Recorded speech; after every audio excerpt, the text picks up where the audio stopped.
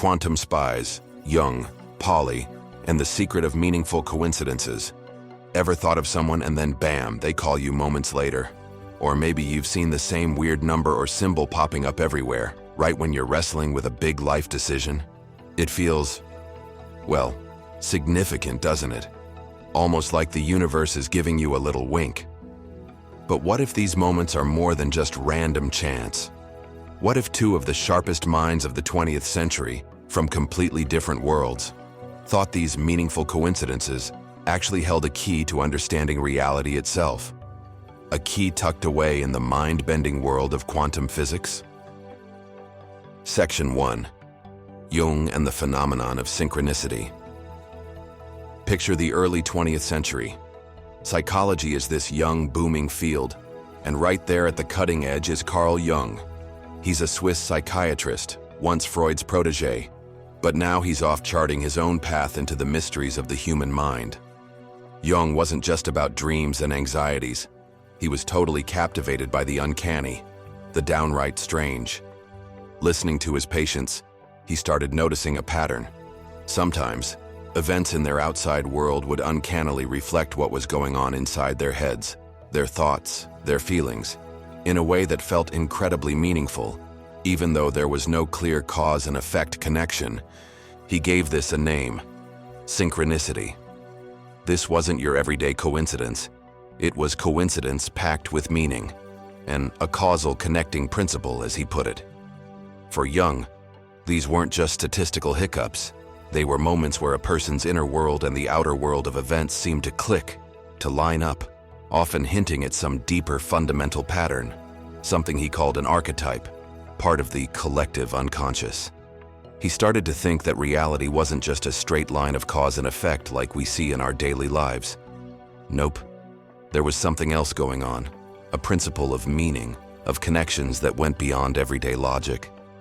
Imagine a patient of his dreaming about a scarab beetle, an ancient Egyptian symbol of rebirth, right at a crucial point in their therapy. Then, the very next day, a real scarab beetle, which is pretty rare for that area, actually flies into Jung's office. To Jung, this wasn't just some bug, it was a synchronistic event, a powerful, meaningful alignment. He believed these moments gave us a peek into a deeper, more interconnected reality. But how could that even happen?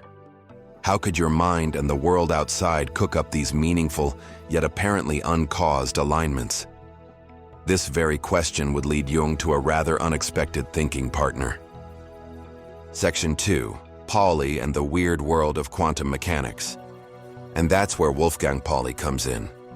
Pauli was a giant in the physics world, an Austrian Nobel laureate, famous for his razor-sharp mind, his pointed critiques, and his revolutionary work in the brand new field of quantum mechanics. This guy was a pioneer, looking deep into the very fabric of reality at its most basic level, the subatomic world. And what he and his colleagues found there was, to say the least, pretty bizarre. Classical physics, Newton's physics, gave us a predictable clockwork universe. Causes led to effects, all neat and tidy. But quantum mechanics? It showed a totally different picture. It described a world of probabilities, not definite answers. Particles could be in multiple places at once. That's called superposition. And the very act of looking at a quantum system could change it, the observer effect. It was a world where common sense just seemed to go out the window. And then there was quantum entanglement. This is probably one of the most mind-twisting ideas in all of science. Imagine two particles linked up, so their fates are tied together, no matter how far apart they are. If you measure something about one particle, you instantly know the same thing about the other one, even if it's light years away. It's like they're communicating faster than light. Spooky action at a distance, as Einstein famously grumbled. Pauli himself called entanglement an example of acausal quantum correlations, connections that didn't need a direct cause and effect chain. This idea of acausal connections, of a deep interconnectedness that old-school physics couldn't explain, really struck a chord with him, especially as he was grappling with his own personal and philosophical puzzles. Section 3. The collaboration. Quantum spies in uncharted territory. The meeting of these two incredible minds, Jung, the explorer of the psyche, And Pauli, the explorer of the quantum, was almost a synchronicity in itself. In the early 1930s, Pauli was going through some tough times, personally and professionally, and he sought therapy with Jung. This doctor-patient relationship quickly grew into a deep intellectual partnership that lasted for decades, all captured in a fascinating series of letters. They were, in a way, quantum spies, daring to explore the uncharted territory between mind and matter, psyche and physics, each using the tools of their trade to tackle a shared mystery. Pauli, with his profound grasp of quantum weirdness, gave Jung a potential scientific language, a set of ideas that might help make sense of synchronicity. Jung, on the other hand, gave Pauli a new way to think about meaning and the observer's role in the universe, ideas that really shook up the traditional scientific view. Their letters were a hotbed of new ideas. They weren't just kicking around abstract theories. They were genuinely trying to build a bridge between two worlds that seemed poles apart. Pauli saw in quantum phenomena, especially entanglement and non-locality, a possible parallel in the physical world, if not a direct cause, for the causal connections Jung was talking about with synchronicity. He was fascinated by the thought that the rules governing the subatomic world might have echoes in our big-scale human experiences, especially in those moments when meaning just seems to pop out of nowhere. Their discussions were bold, stepping into areas many of their colleagues would have dismissed as too out there, too philosophical, maybe even too mystical for real science. But both Jung and Pauli were convinced that the dominant scientific materialism of their day just didn't tell the whole story, that it missed a huge chunk of human experience and the deeper nature of reality. Section 4. The Pauli-Jung conjecture and the unus mundus. From their long, rich dialogue came what we now call the Pauli-Jung conjecture. This was their big, bold idea that the mental and the physical, mind and matter, weren't two totally separate things. Instead, they were like two sides of the same coin, complementary aspects of one single underlying reality. Jung called this fundamental unity the unus mundus, which is Latin for one world. In this view, the unus mundus is a kind of foundational layer of existence, neither purely mental nor purely physical, from which both the physical world we see and our subjective psychological world arise. So, synchronistic events? They could be moments when this underlying unity, this unus mundus, briefly pokes through into our awareness. They're signs of how deeply everything is connected, an order that doesn't come from a direct cause but from this shared foundation. Quantum entanglement, with its instant connections between distant particles, offered a powerful metaphor and maybe even a rough physical model for how this kind of interconnectedness could work. If particles could be linked without a direct cause, maybe mind and matter could share similar connections, guided not by direct cause and effect, but by patterns of meaning coming from the unus mundus. Now, it's really important to get that this was, and still is, a conjecture, a well-thought-out guess. Pauli himself was careful. He knew that the meaning Jung talked about in psychological experiences wasn't a direct match for the statistical correlations in quantum mechanics. The link was more like an analogy, a suggestion, pointing towards a deeper, more holistic way of seeing reality. They weren't saying they'd proven that quantum mechanics causes synchronicity in a simple A to B way. Instead, they proposed that both quantum weirdness and synchronicity hinted at a level of reality where the clean lines between observer and observed, between inner and outer, and between cause and meaning, start to get blurry. Section 5. Modern resonance. Are we on the verge of proving them right? So where does all this leave us today? Are we any closer to understanding these meaningful coincidences?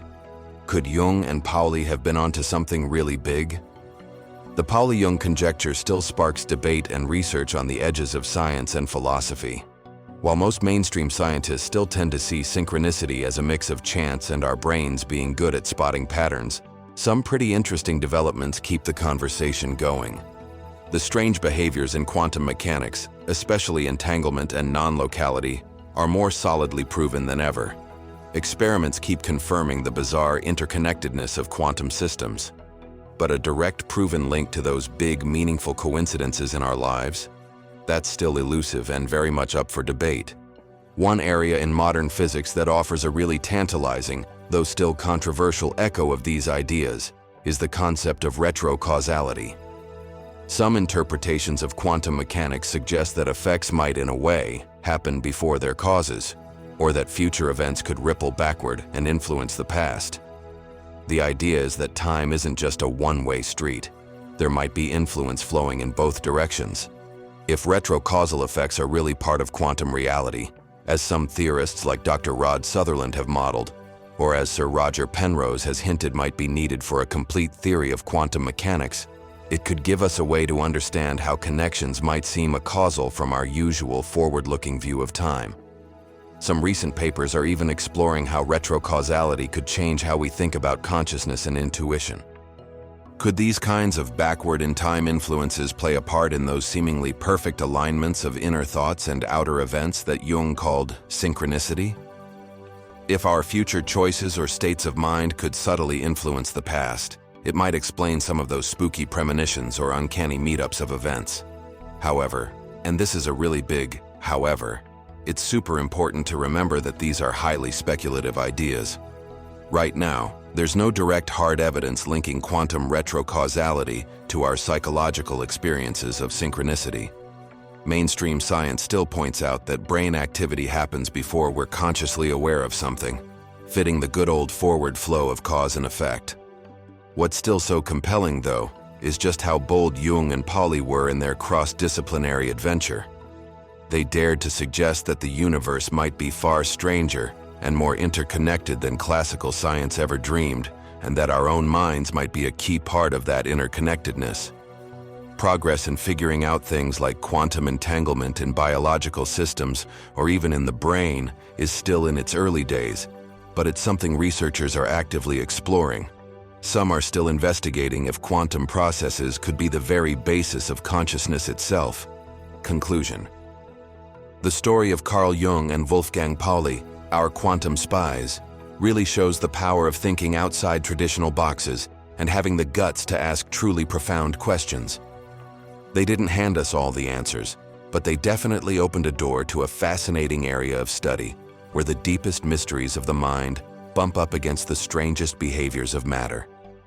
Their big idea, that meaningful coincidences might be clues to a hidden layer of reality, an annus mundus where psyche and physics come together, and that quantum mechanics might offer us hints, is still a powerful and thought-provoking one. We might not be about to prove them right in a way that satisfies every scientist. The connections between the quantum world and our conscious experience are still largely uncharted waters, full of speculation and lively debate. But their work encourages us to stay open to the idea that those eerie, meaningful coincidences, those moments when it feels like the universe is giving us a nudge, might be more than just random luck. They could be faint whispers from that deeper, unified reality that Jung and Pauli so bravely tried to understand. What do you think about all this? Have you had any undeniable synchronicities in your own life? Do you believe there's a deeper connection between our minds and the way the universe is put together? Share your thoughts and experiences in the comments below. And if you found this exploration interesting, please give this video a like, subscribe for more journeys into the fascinating meeting points of science, philosophy, and mystery, and hit that notification bell so you don't miss our next exploration. Thanks for watching.